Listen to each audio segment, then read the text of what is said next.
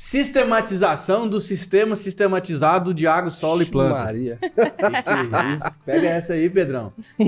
O podcast de hoje está sensacional, porque a gente vai falar de tecnologia, inovação, que é o que a gente mais gosta de falar no agro, porque agro e tecnologia são sinônimos e um não vive sem o outro, né, Janaína? Não vive sem o outro. Tudo bem com você? Prazer estar aqui contigo. A mais gravidinha da nossa bancada. Tem um bezerrinho aqui. Tá mojando? Tô mojando. Nossa Senhora.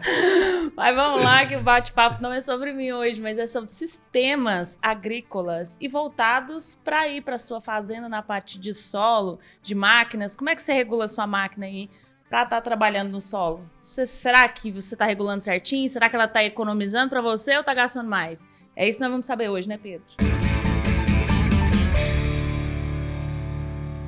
Tradicionalmente a gente fala papel, caneta na mão, porque podcast é sempre aulas, né?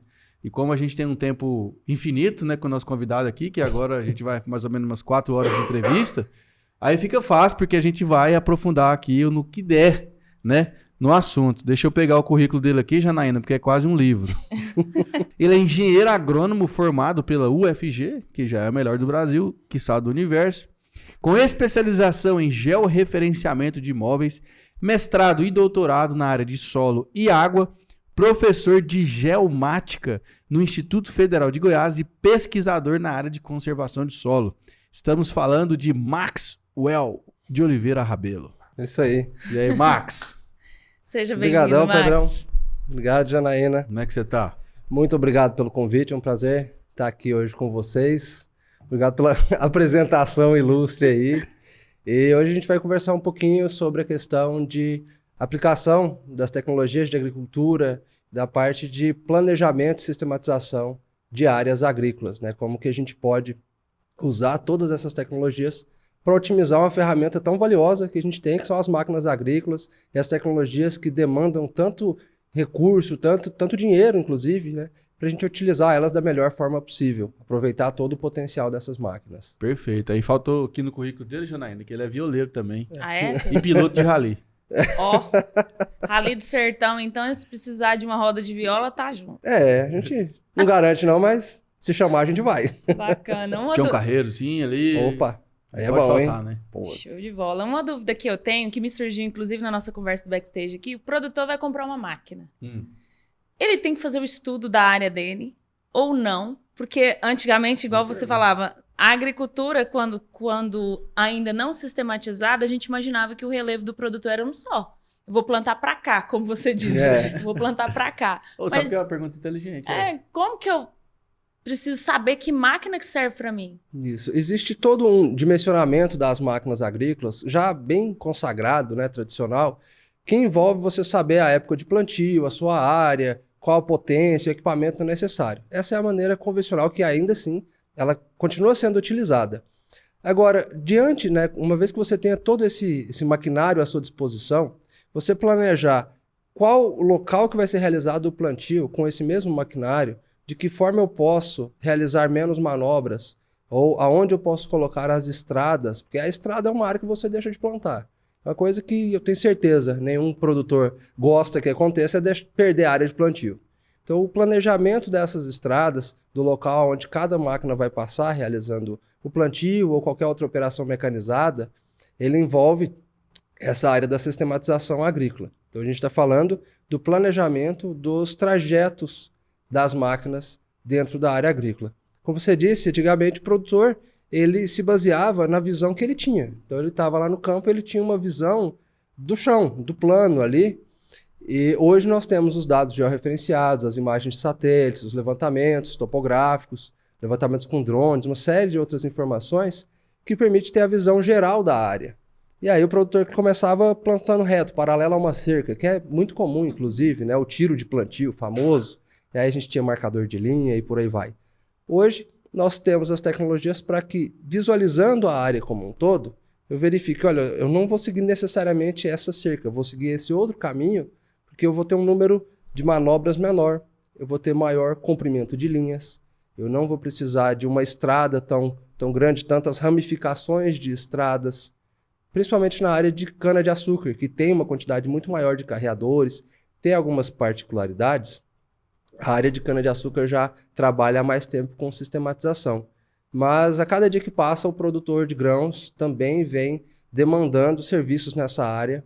É uma área que cresce muito, que tem pouca gente capacitada, né, com pouca gente que atua nesse segmento, utilizando todas as ferramentas que a gente tem à disposição, né? E agora falha a voz, hein? Pode dar uns quebrados assim? Perdão, gente. Fica tranquilo.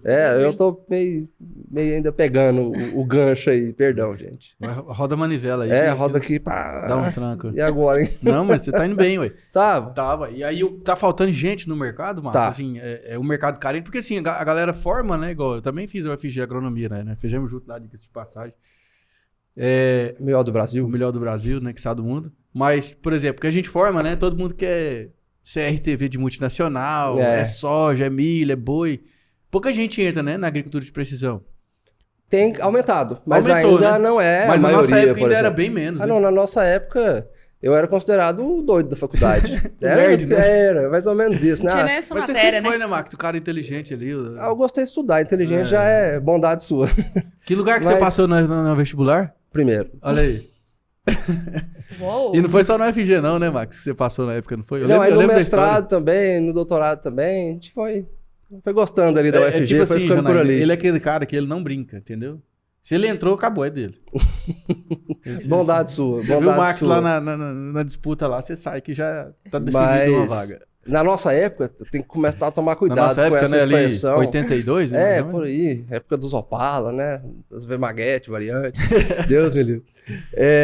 Mas na nossa época nem existia a disciplina de agricultura de precisão. A gente Verdade. tinha ali 2010, né? A O drone era Exalc. impensável, né? Você acredita que eu comecei a trabalhar na área por conta de drone? Eu sempre gostei de avião. Sempre gostei de tudo que voa. Aí eu cheguei na faculdade, o professor Paulo, que era da área de aviação agrícola. Eu falei, vou procurar esse cara. Primeiro dia de aula. Aí ele já olhou e falou, meu amigo, vai divertir, vai pra uma chopada, né? Depois você procura, vai fazer as matérias. No começo a gente só tem introdução à ciência do solo, né? Física, química, todas aquelas disciplinas que são das outras áreas ali da UFG. Aí eu falei, não, eu quero já mexer com isso aí. Aí na porta do lado tava escrito assim, geoprocessamento. Eu falei, o que é isso? Nem sabia o que era. Aí eu fui na biblioteca ainda, pesquisar na internet, porque você não tinha computador assim acessível. A gente tá falando de 2005, né? 2005, Não é tanto Nem tempo existia YouTube atrás. ainda, né? Tinha as lan houses da vida. Tinha lan house. É. Aí, na biblioteca, uma das primeiras coisas que eu encontrei foi um drone que a Embrapa estava desenvolvendo. Falei, avião, voa, gostei. E cheguei lá, imprimi ainda. Cheguei lá e falei, eu quero trabalhar com isso aqui. Aí o professor Nori, que tá lá até hoje, ele falou, meu filho, vem cá. Você vai pegar um programa que chama Spring, né? Saudoso Spring. Me passou algumas aulas ali e falou, faz isso aqui. Se você gostar, a gente continua. Falei, tá bom. Fiz as aulas ali, não gostei, difícil demais, complicado demais. Programação pura, né? Era um software muito bom, assim. Era em Delphi ou Pascal, não lembro. Não envolvia, chama Legal, a linguagem de programação dele. Mas não é muito legal, não. Não é muito legal, não. Mas ele não era tão amigável, né? E... Falhou de novo. Porra. O Springer. O Spring, né? O Spring. E a partir daí a gente começou a estudar a parte de satélites. O drone ainda era muito distante. Já tinha essa iniciativa E era da muito Embrapa. caro também, né? Era impensável. Era tipo uma Hilux, né? Tanto que nós fizemos um projeto de sistematização, isso numa iniciação científica ainda, a gente trabalhando com conservação de estradas. Precisava de uma fotografia aérea. E aí, não tinha drone. Eu fui lá na empresa de pulverização, falei, eu tô precisando de um avião. E pra quê? Pra tirar uma foto. Ele falou, tá bom, eu te empresto o avião, mas precisa da gasolina. Aí eu fui lá na agronomia conversar com o diretor, falou, preciso do combustível aqui e tal, me ajuda, é para pesquisa, é para iniciação científica. E uma das melhores fotos que nós temos de conservação de estradas, as cacimbas, né, para controle de erosão em estrada, tudo mais, são oriundas desse trabalho. Que legal, nós fizemos. Max, eu não sabia dessa não. E essa dificuldade toda hoje seria uma coisa assim, impensável. Falar, pega o drone ali, voa. Qualquer Maviczinho ali, DJIzinho ali. Qualquer um consegue fazer isso hoje. E isso foi em 2010, né? A gente está falando em 10 anos, como mudou a área, né? Como evoluiu, né? Como o agro evoluiu. Exponencial, né, cara? E aí, o que acontece? A questão de demanda, né? De mercado. Se você parar para analisar, quando a gente forma, aquilo que a gente aprendeu na disciplina, por mais que ela fosse a disciplina mais atualizada naquele momento, uma disciplina que você fez na metade Terceiro do curso... período, ali, quarto período, né? Quando você forma, ela já está Já desatualizada. Eu falo muito para meus alunos, quem faz o profissional é o aluno. Ele pode ter o melhor professor do universo. Se quando ele forma, ele não continuar essa sequência de estudos, ele não souber procurar as respostas para os problemas, ele já vai estar defasado. Boa. E essa área de sistematização, ela vem se renovando com uma rapidez muito grande, porque surgem novos equipamentos para coleta de dados, novos receptores, novos GPS dos tratores. Desde o mestrado eu venho utilizando os equipamentos com piloto automático. Na época a gente tinha que alugar equipamento de São Paulo para trazer aqui. Foi um projeto com a Jales Machado. As antenas evoluíram, a qualidade, a precisão dos equipamentos mudou demais. E na época só a Canon usava alguns tipos de dados com maior qualidade. Hoje um pulverizador já tem um equipamento com a qualidade até superior ao que a gente encontrava naquela época. E a gente avalia todos esses equipamentos. Então eu preciso saber do relevo para dimensionar adequadamente aonde efetuar o plantio. A gente pode medir isso hoje com drone, a gente já tem dados de sensoramento remoto, e a gente pode usar o GPS do trator. E até o Google Earth também, né? Também, né, com uma assertividade um pouco menor, mas é uma fonte de dados. Ele te dá uma assim, noção geral muito boa da área. Se você comparar o que o Google Earth faz hoje, é mais preciso do que um teodolito? Ou não? Não necessariamente. Não necessariamente. Porque o teodolito a gente está falando ali de uma medição local que, tomando os devidos cuidados, ele tinha uma qualidade muito boa, inclusive. Uhum. Só que são os cuidados que hoje em dia acho que as pessoas não têm muita paciência para usar, tomando todo esse cuidado, e é muito mais prático o GPS. Uhum. Mas o Google Earth ele também te traz informações de relevo, altitude, né? A gente pode gerar um perfil no próprio Google Earth. Dá para ter uma noção da área.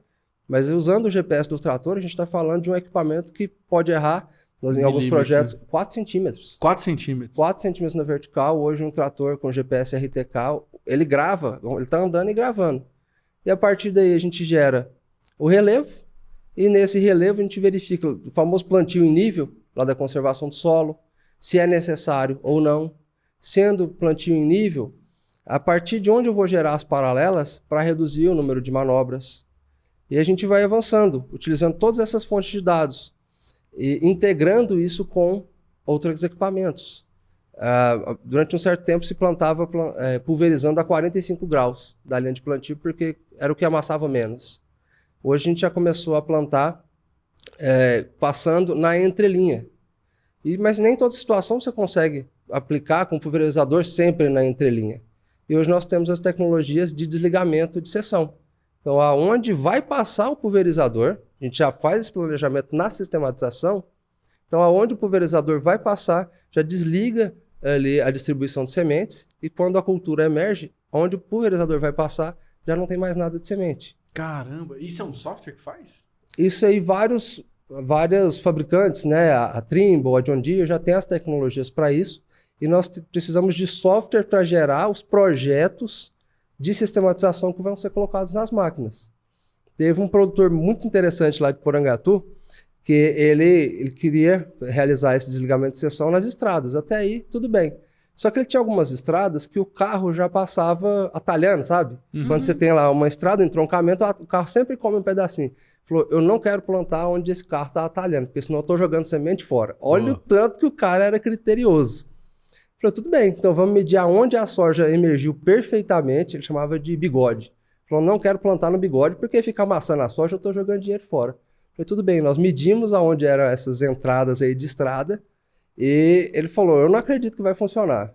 É dito e feito, efetuou o plantio, na emergência ele me mandou até uma foto. Falou, ó, o bigode não nasceu não. Não passou minoxidil no bigode? Não, aí não nasceu não. Mas aí, tipo, a máquina, ela levanta sozinha aquela linha lá? Não, ela desliga. Ou ela desliga? Ela desliga. Ela passa sem jogar nada e depois ela liga de novo? Exato. Tipo o badeco lá que desliga. Porque lá no distribuidor de sementes, por exemplo, o sistema pneumático, ele tem uma linha de vácuo que puxa a semente. O que faz ela cair? Quando interrompe o vácuo. Aí ela cai. E aí, nesse equipamento, ela simplesmente não interrompe o vácuo. Entendi. Tem vários pequenos dispositivos ali dentro da máquina, mas na prática significa que ele passa plantando, ele não precisa parar, não, ele vai embora. Vai tocando direto. Vai tocando. E o equipamento já interrompe e volta com a distribuição do insumo, no caso aí da semente e do adubo.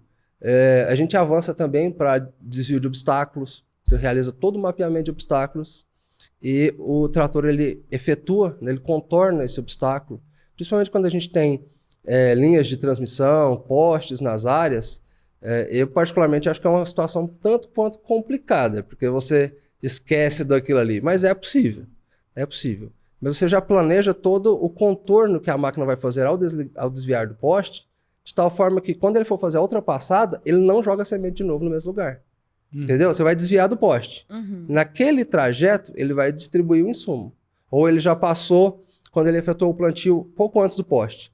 Ele vai contornar o poste, a máquina ela desliga a distribuição do insumo aonde ela já plantou anteriormente. Automático. Automático também. Ninguém vai lá avisa pra ela, você já jogou aqui. Falou, minha filha, aí você chegou, pera aí, não joga semente não. Isso aí não precisa mais.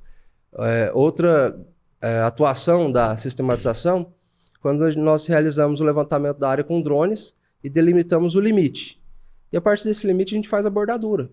Porque no plantio mesmo, na área de plantio, o operador, por exemplo, da pulverização, ele sempre passa no mesmo lugar. Ele amassa sempre no mesmo lugar. Muitas vezes, a bordadura é feita de forma manual. E aí ele amassa um pouquinho para lá, um pouquinho para cá e acaba aumentando as perdas. Cada vez que ele passa. Cada vez que ele passa, além de demandar uma atenção muito grande. Porque você tem obstáculos, você tem árvores, né? Você pode ter cercas. Imagina um pulverizador batendo na cerca, o prejuízo que o produtor não tem. Nós realizamos esse mapeamento e geramos a linha aonde o pulverizador vai passar.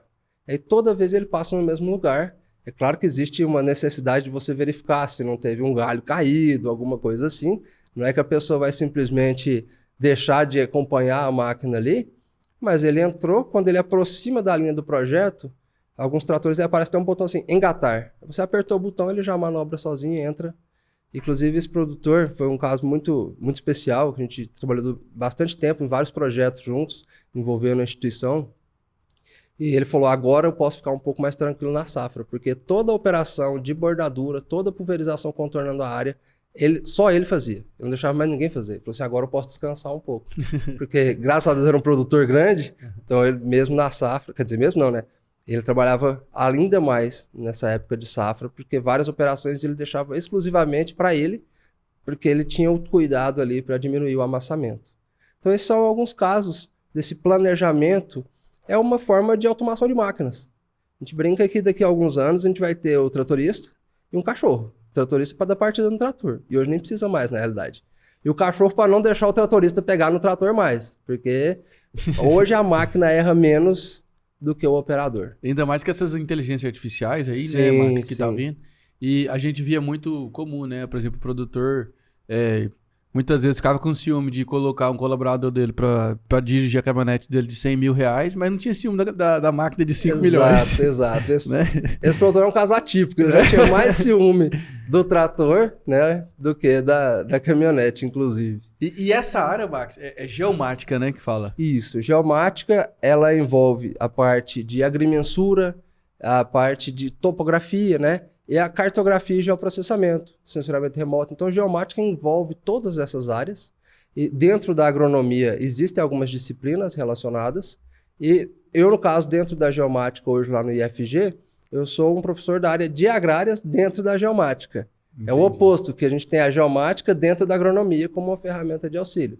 E hoje eu levo o agro para a parte de geomática. Então, nós temos alunos de altíssimo nível na parte de sensoramento remoto, de processamento de dados de satélites, utilização e processamento de dados de drone, levantamentos, a parte de GPS, um pessoal altamente especializado nessa área.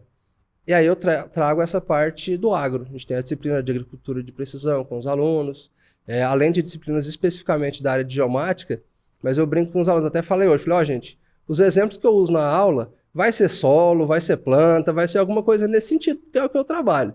Mas porque a galera nem sempre é do agro. Não necessariamente é do Entendi. agro, não necessariamente. É um curso que o pessoal pode ter relação com a área ambiental, por exemplo, a área de construção civil também tem relação, e o curso diretamente relacionado a essa área é a engenharia cartográfica e de agrimensura. Que legal, cara. Nós tínhamos 2 cursos, que era o curso de agrimensura, que o professor Alisson da UFG é egresso desse curso, A Nayara, ela vai ficar muito brava comigo, mas eu não lembro se ela era da agrimensura ou do geoprocessamento. Acho que é agrimensura. Ela fez agrimensura, Acho né? que é. A Tem um Nayara podcast com ela aqui, gente. Isso, ela trabalha com drones, assim, pessoa excepcional. Fantástico. Lembro muito dela, assim, em aula. Sempre interessada, sabe? Ela é curiosa e gosta do agro. Ela gosta do agro. Gosto.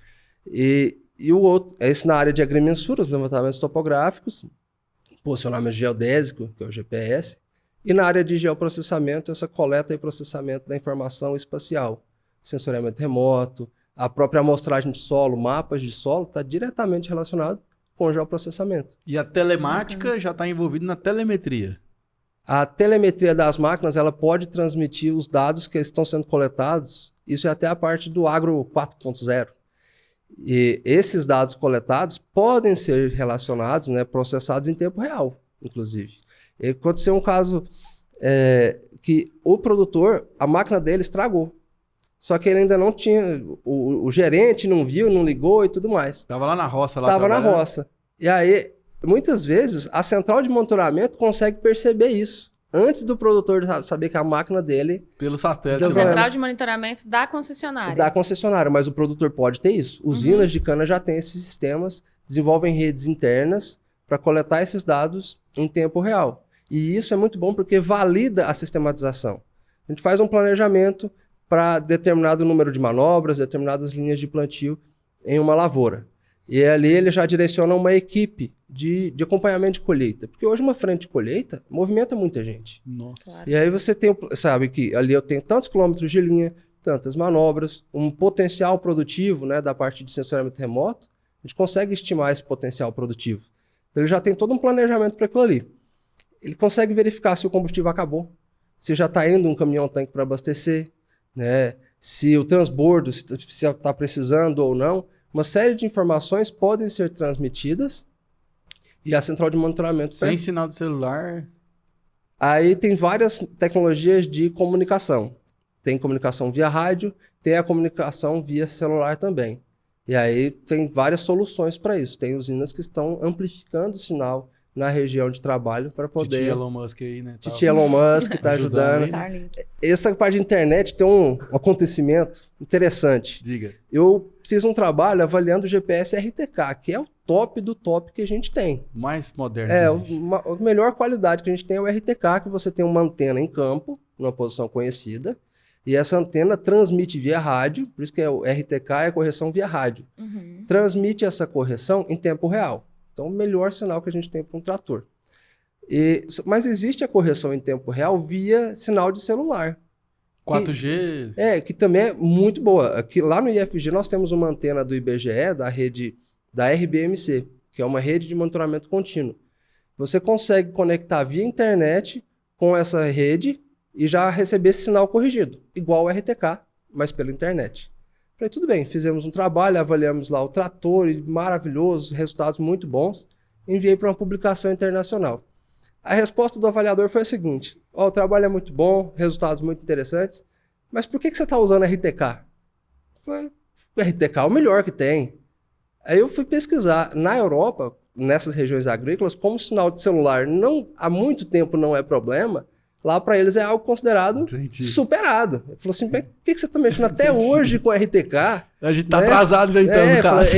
Usa N-Trip, né? Correção via internet e tudo. Eu falei, gente, mas aí eu expliquei. Falei, olha, na realidade brasileira, a parte de dados ainda são um grande gargalo. Ainda são um grande gargalo. E aí eles entenderam, né, que nesse nosso contexto foi muito interessante o trabalho, a avaliação que nós fizemos. Foi que tudo que mexe eu gosto de pôr um GPS. No mestrado eu avaliei o GPS do trator, né? Aí no doutorado eu vi que o pessoal estava usando quadriciclo para coletar amostra de solo, para agricultura de precisão, tudo. Falei, e se eu botar um GPS no quadriciclo, como é que funciona? Será que presta? Aí colocamos e avaliamos também o GPS no quadriciclo. Agora a gente já avaliou o GPS num pulverizador, porque ele está pulverizando ali, já está coletando a altitude da área todinha, está fazendo um levantamento topográfico. Os meninos lá da agrimensura falam, você quer roubar o serviço da gente, agora nós vamos trabalhar com o quê? Falam, vocês vão trabalhar com isso, que é uma ferramenta nova que vocês vão saber utilizar. Não adianta, a tecnologia ela não anda para trás.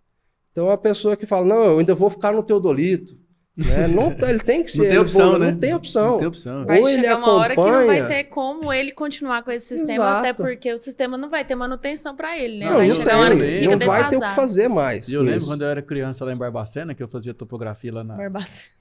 na agronomia, né? A gente, eu tive aula com o Teodolito e depois eu tive aula com a Estação Total. E aí, na época, tipo, sei lá, o salário mínimo era R$600, R$500. Lembro E uma disso. Estação Total era tipo R$30 mil, que já era grana pra caramba, Uhum. né? Aí depois, acho que foi até você que me deu umas aulas lá, Max, de GPS de precisão depois. Foi. Que é aquele que você tinha que andar com o O prato, bastãozinho, a gente assim. colocava uma antena lá na... Aquele já eram R$100 mil, né? Já era loucura, né? Assim, já era Cara, coisa- tinha GPS daquela época que chegava a esses valores. Não era? Já. Pois é, e aí assim, Topo. hoje já a Estação Total também já é ultrapassado? Não. Ou ainda usa bastante? Usa. A estação total é muito utilizada em ambientes que você demanda uma alta qualidade, uma qualidade superior à do GPS. E que você tem ambientes confinados. Como é que eu vou trabalhar com GPS numa área de mineração, numa mina Entendi. subterrânea? Que não tem como passar sinal. Isso, o GPS não funciona em áreas subterrâneas. Ou em áreas de construção civil, que você tem que... A qualidade ele tem que ser de milímetros. Milímetros. O GPS hoje ele erra mais do que isso. Em alguns levantamentos, algumas técnicas, a gente até consegue ter qualidade da ordem de milímetros. Mas o RTK em tempo real, em cima de um trator andando, né, vamos dizer que ele errando 2 centímetros, 3, 4. É o pneu Tá que bom encheu um demais. pouquinho mais, esvaziou. Né? Sim, um trabalho que nós fizemos, você acredita que a palhada interferiu na qualidade? Sério? Ué, Sério. então o produtor Palhada tava alta. Sério, Tava com a exato. palhadona grossa. Tinha muita palhada, a gente falou, por que tá sempre dando esse erro? Sempre dando um erro. Tava todo mundo errando muito próximo. O Alisson até acho que comentou com vocês quando teve aqui a acurácia, precisão, Uhum. tudo isso. Então nós tínhamos Eu uma assisti. alta... Você acompanha, rapaz? Nós tínhamos uma alta precisão, mas os dados tinham baixa acurácia. Estava todo mundo deslocado. Falei, o que será que está causando isso? Né? Eu acho bom quando tem alguma coisa que a gente não consegue explicar. Porque a gente tem que Dá um correr gostinho, atrás. né? Bom, né? Dá, quando você descobre. Agora, se não descobrir... Mas rapaz... Eu falei, é cana, tem muita palha. Vamos pegar a palha lá, apertar, vamos fazer um teste aqui. Aí pega o trator e põe numa estrada para andar. Compara o dado do trator na estrada e na palhada. Falou, opa, aí achamos, era a palhada. E aí nós consideramos ali, né, fizemos todas as avaliações considerando esse fator que causava a tendência dos dados. Mas em todos os casos, a gente está falando de levantamentos, né, que vão gerar a posição que a máquina vai passar. E é interessante que tecnologias antigas de conservação do solo, que foi uma área que nós desenvolvemos muito, elas consideravam que o terreno era uniforme também com relação à erosão. Ele pegava o pior cenário. Eu não tinha como identificar qual região era mais íngreme, qual região era mais plana. Então eu tinha que me prevenir e identificar ali o cenário crítico, falar, eu preciso contornar essa situação. Hoje, com a sistematização, nós coletamos os dados e aí tem a parte de sistematização de conservação do solo. É o projeto de conservação do solo envolvendo todas essas variáveis. Ele identifica, para cada metro quadrado, qual vai ser a erosão. A gente consegue hoje calcular isso. Então ele verifica que não precisa de um terraço, de uma curva de nível. Se plantar em nível, já está resolvido. Ou se tiver plantio direto, já resolve. E aí vai aumentando esse risco de ter erosão e a gente consegue identificar exatamente aonde vai ter uma curva de nível, um terraço, né? A curva de nível é o do projeto, é um desenho de uma linha em nível. O terraço é a estrutura que a gente constrói para conter a erosão. Hoje, nós conseguimos diminuir muito, mais da metade, em alguns casos, da demanda de construção de terraços. E terraços, durante muito tempo, deixaram de ser construídos por conta do seu custo. Tem regiões que o pessoal fazia o seguinte, pegava a cada 3 metros de desnível, coloca um terraço. Ah, deu erosão. Não, então no meio coloca um. Põe lá, ó, cada 1,5 metro de desnível, coloca mais um terraço. Aí depois, não, coloca mais um. Aí depois, não, aí não tem mais jeito não.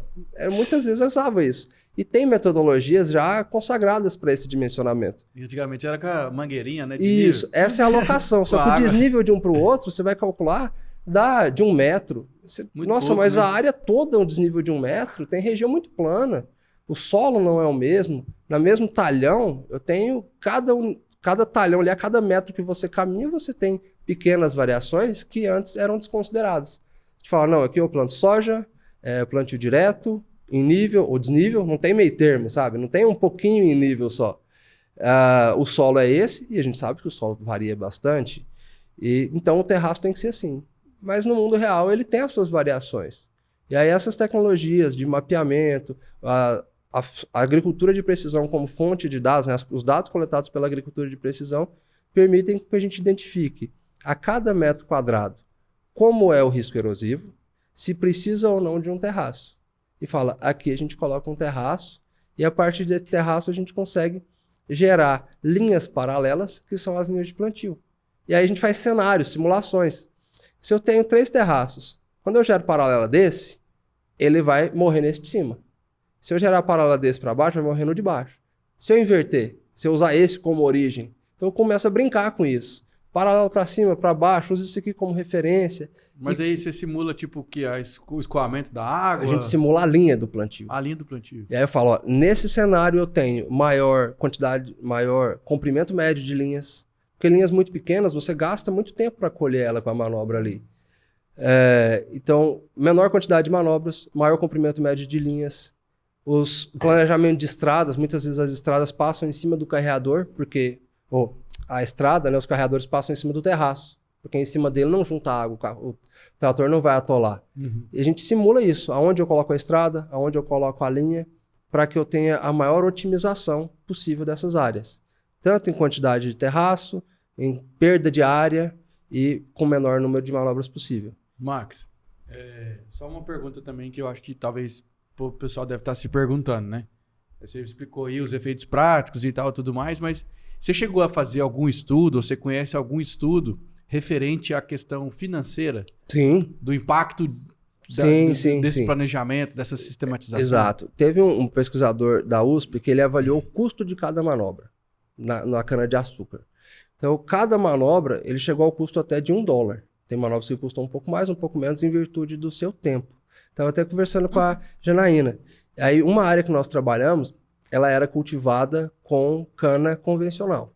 E eles iam fazer a renovação do canavial e falavam, e aí, como que a gente vai atualizar isso aqui? Tem várias prerrogativas da cana, questão de risco de incêndio, uma série de premissas. E usina, né? Usina, isso é importantíssimo.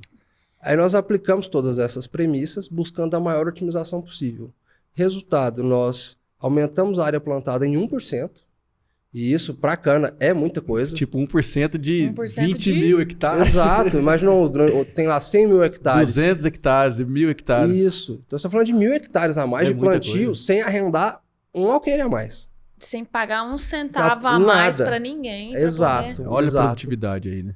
Era uma área de 140 hectares, e nós conseguimos reduzir de 3.000 manobras para 1.500. Né? Assim, arredondando, mas nós reduzimos para metade a quantidade de manobras. Em dólar?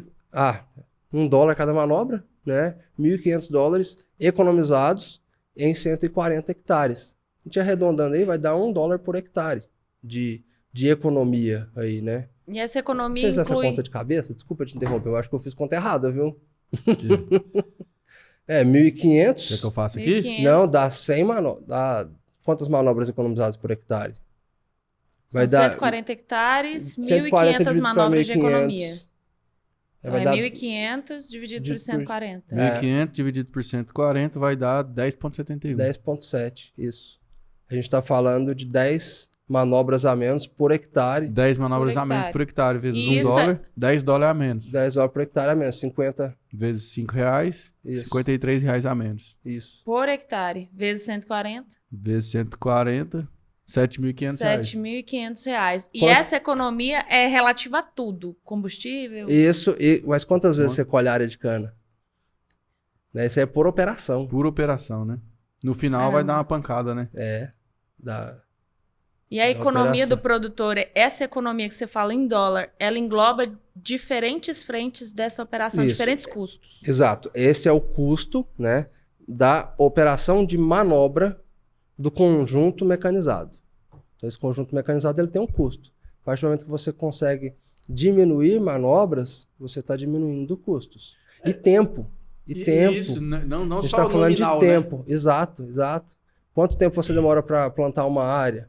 Né, para colher uma área. A gente está reduzindo tempo aí.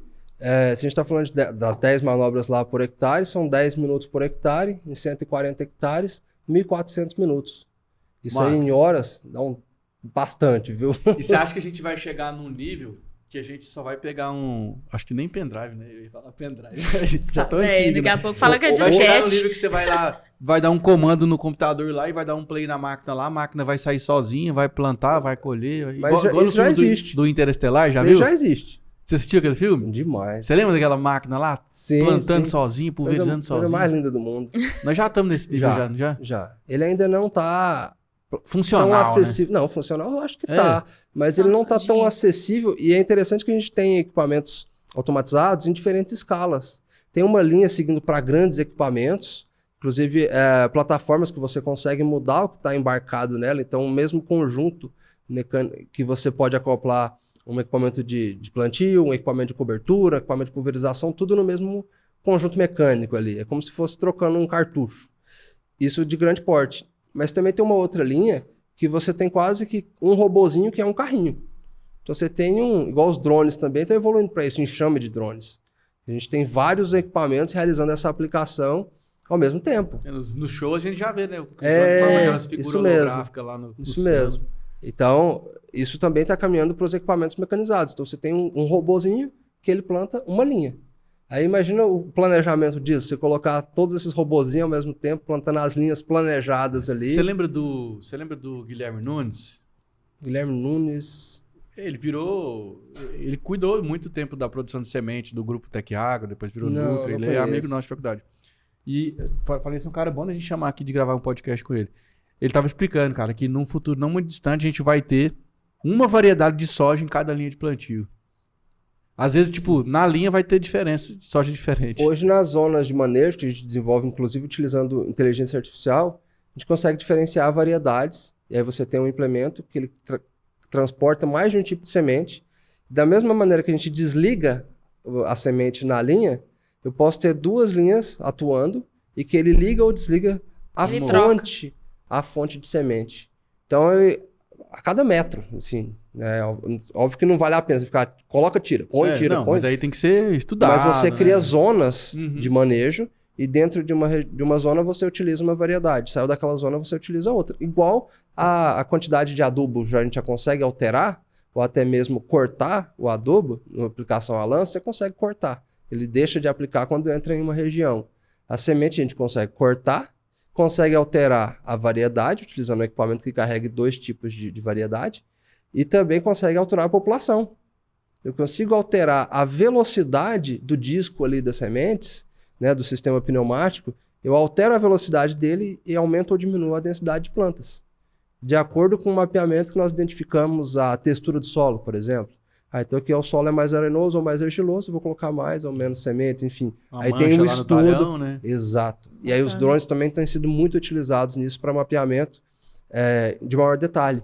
Eu consigo realizar, pessoal utilizando outros sensores embarcados, que não só a câmera do visível, o CCD, mas tem o infravermelho do NDVI, que a agrônomo gosta mais de NDVI. Nossa, adoro. É bom, né? E tem o NDRE também, que já usa uma parte da luz ali entre o vermelho e o infravermelho, que chama Red Edge. Na era que ficava brava, que ela tava falando no podcast lá que ela ia lá, fazia tudo, os agrônomos não sabiam interpretar o negócio.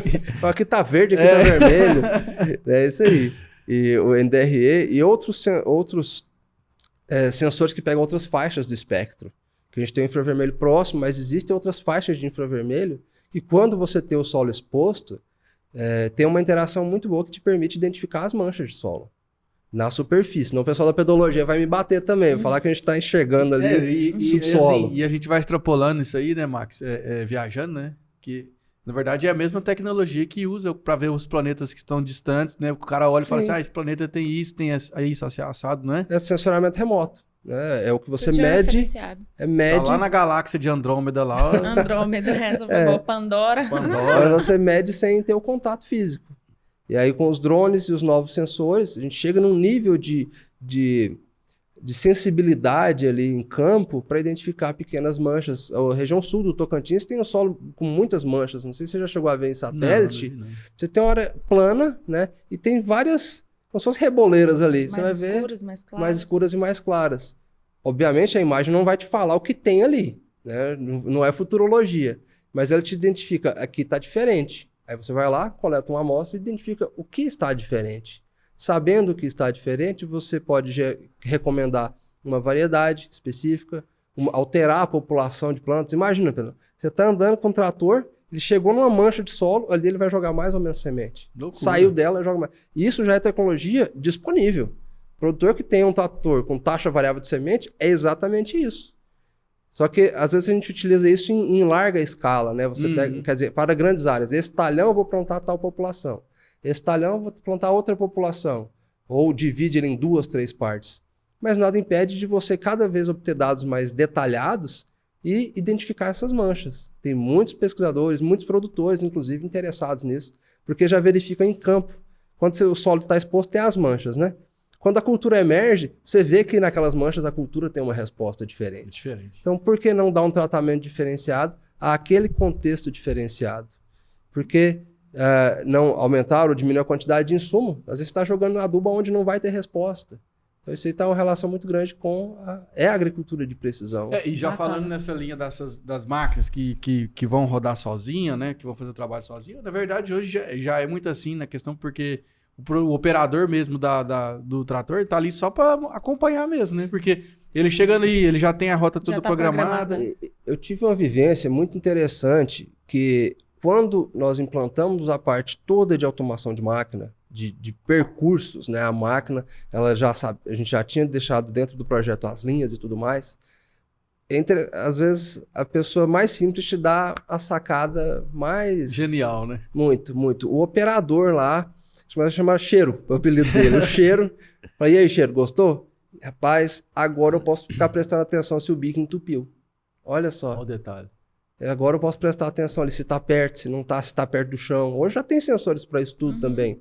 Mas ele passa a poder observar outras questões que vão melhorar a qualidade da execução daquela operação agrícola. Tem muita coisa acontecendo ao mesmo tempo. Muita coisa, muita coisa. Hoje a quantidade de câmeras que tem no trator é uma coisa impressionante. Só que essas câmeras são monitoradas por inteligência artificial, que vão ativar um sensor, um alerta, alguma coisa assim. Bacana. Mas o operador, ele passa a poder dedicar a sua atenção. A nossa atenção é limitada, né? Um computador com milhares de sensores consegue prestar atenção em várias outras coisas. Mas o operador que está ali, ele pode se dedicar a nuances ali, a aspectos que vão impactar na qualidade da cultura. E antes ele tinha que estar preocupado se estava perto ou longe da árvore. Não que ele deixe de olhar para isso, tá? Mas ele pode dedicar a sua atenção para melhorar ainda mais a qualidade da condução da lavoura. Bacana. E isso veio de um operador, né, uma pessoa assim... Do cheiro. Do cheiro. Beijo, Cheiro. Um abraço para você. Ei, Marcos, então vamos fazer uma situação hipotética. Vamos pensar em 2 produtores rurais. Aquele Perfeito. que ainda não tem o maquinário ou que está querendo comprar um e aquele que já tem. Como que ele pode, de maneira personalizada, individualizada para o relevo dele, para a cultura dele, para o estilo de propriedade dele, para a região dele, como que ele pode saber que dispositivos, aonde comprar para ele acoplar nessas máquinas, seja plantadeira, colheitadeira, trator? Maravilha. E você citou um contexto que tem acontecido muito, que é a migração do produtor da pecuária para a área de grãos. Hoje, o que tem de 275 plantando lavoura aí não está escrito. O 275 é o famoso produtor... MFzinho, né? É o trator do pecuarista. É o Coringa. E aí o pessoal já começa a pegar aquelas plantadeiras de... Plantadeira, o pessoal da mecanização vai me bater, né? A semeadora. De 9 linhas, por exemplo, e plantando áreas consideráveis. E esse cara, ele quer colocar um piloto automático. Ele quer planejar, melhorar. Lá, né? Sim, e monitorando com drones, nós já verificamos que a quantidade de manobras que ele executa, a quantidade de voltas que ele fica dando na área, muitas vezes é desnecessário, porque a percepção dele é limitada ao horizonte que ele tem. Esse produtor, hoje, ele consegue adquirir kits que você acopla o piloto automático no trator. Então, ele tem um trator... Eu tive até lá na escola de agronomia olhando os tratores e tudo, e olhei, esse aqui dá pra fazer... Até o cinquentinha tem jeito de pôr piloto nele, viu? Mesmo? Tem. Só que o cinquentinha tem folga, então ele tem que começar a virar bem antes, né? Igual... Tem que calcular, corrigir a folga. Tem que corrigir a folga ali. Então tem atuadores que você substitui o volante. Você tira um volante e coloca um outro volante que tem um motor interno. Aí ele vai girar o volante conforme o GPS percebe aonde está a máquina. Mas aí ele começa a girar e o cinquentinha demora ali para chegar nesse ponto. Existem outros sistemas de atuadores hidráulicos. Então, quando o trator ele já tem um cilindro, né, hidráulico que atua na roda, esse cilindro ele pode ter uma controladora que verifica a posição do trator, qual é o percurso, e ele já começa a girar a roda para o trator executar exatamente aquele percurso. Então, é possível adaptar, né? Adaptar não, mas acoplar novos sistemas, né, de piloto automático em máquinas agrícolas, e também é possível você implementar essas tecnologias de desligamento de linha, de taxa variável, nos implementos de plantio. Você já tem acessórios, tem uma empresa, pode falar o nome de empresa aqui, Pedro? Depois a gente manda o boleto. Tá bom. Chama JACI, eu não sei, me perdoa a empresa, mas eu acho maravilhoso os produtos deles. Sempre em feiras eles estão presentes, eles têm um motor que você substitui o disco e coloca o motor hidráulico deles, motor elétrico, aliás. E é esse motor que vai aumentar ou diminuir a velocidade. E vai também ter uma palheta que faz com que a semente caia ou não. Então, um implemento que você coloca no distribuidor de sementes, no distribuidor não, no carrinho de semente, que ele vai aumentar ou diminuir a população e vai fazer desligamento de seção. Que quando a gente avalia, é linha a linha. É linha a linha. Ou isso para o pequeno, para o médio produtor, para o produtor que está migrando da pecuária para a área de grãos. É interessante saber que você já tem essas tecnologias disponíveis, acessíveis. Não sei te dizer quanto que custa, Pedrão. Mas aí ele tem que buscar uma consultoria, né? De um agrônomo específico, porque às vezes o agrônomo que você tem aí, não que ele não tenha toda a expertise, mas a expertise, por exemplo, do Max... Né? É diferente, né? Tem que estudar para saber como indicar. Né? Depende. Boa pergunta. Olha só, tô deixando de ser agrônomo, Pedrão. Tô lá enfiado demais no GPS. Se você falar o depende, falo, Pedrão, depende. Tem que pesquisar, né, Max? As empresas disponíveis no mercado e também as concessionárias, às vezes, até oferecem. Oferecem. Tanto os upgrades, as máquinas, elas oferecem, né? E as concessionárias já oferecem uma série de equipamentos com essa tecnologia embarcada de fábrica, e hoje, cada vez mais, a diferença entre o equipamento que tem a tecnologia e o que não tem é pequena. Você pensar carro com câmbio automático, há 20 anos atrás no Brasil, era caríssimo. Hoje a diferença entre um carro com câmbio automático, não, direção hidráulica, por exemplo, então as coisas vão modernizando. Hoje o trator, quando você compra, às vezes nem tem como você tirar alguns opcionais dele.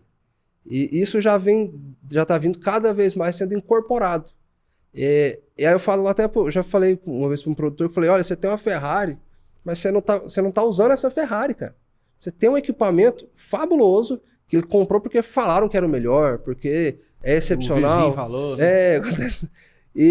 Só que ele não estava usando todas as ferramentas, as funções ali disponíveis. Eu falei, você tem o perímetro da área, a medição da área e tudo. Ele, tem que chamar alguém para vir medir, um agrimensor. Eu falei, não, você tem o dado aí no seu trator. Você tem gravado a safra passada? Ele falou, tem. Você tem o sinal tal, que é precisão milimétrica? Ele falou, tem. Então vamos descarregar os dados do seu trator. Pronto, já tinha um levantamento da fazenda dele todinha.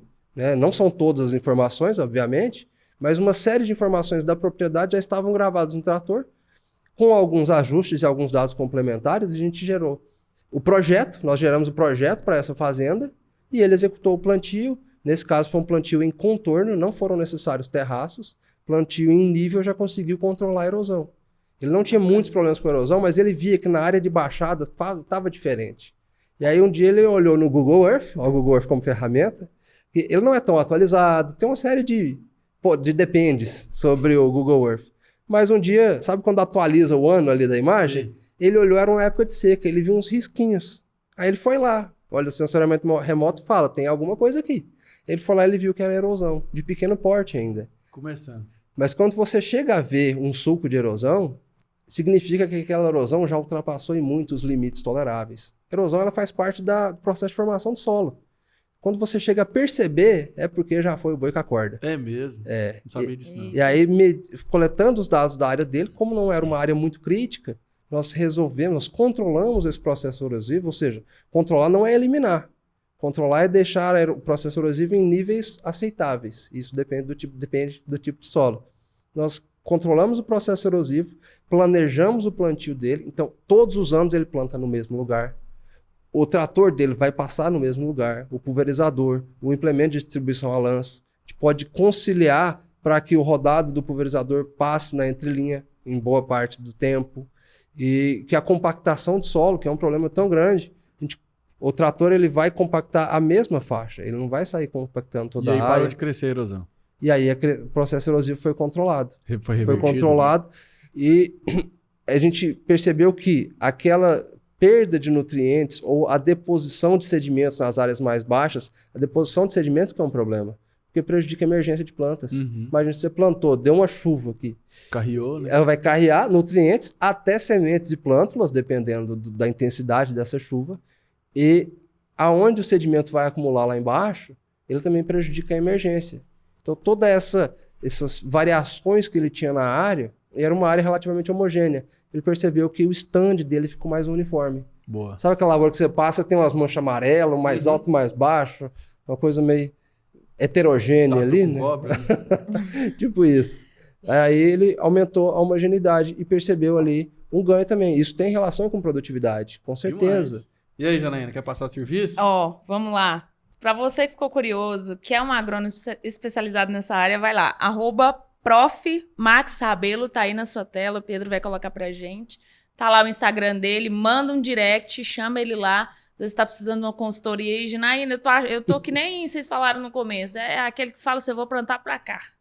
Então, procura ele que ele vai te dar uma consultoria especializada. E também segue @IF-Goiânia, né? Isso, é o nosso campus aqui em Goiânia. Né? E a gente vem desenvolvendo pesquisas, muita parceria com o produtor, muita parceria com empresa que atua na extensão rural.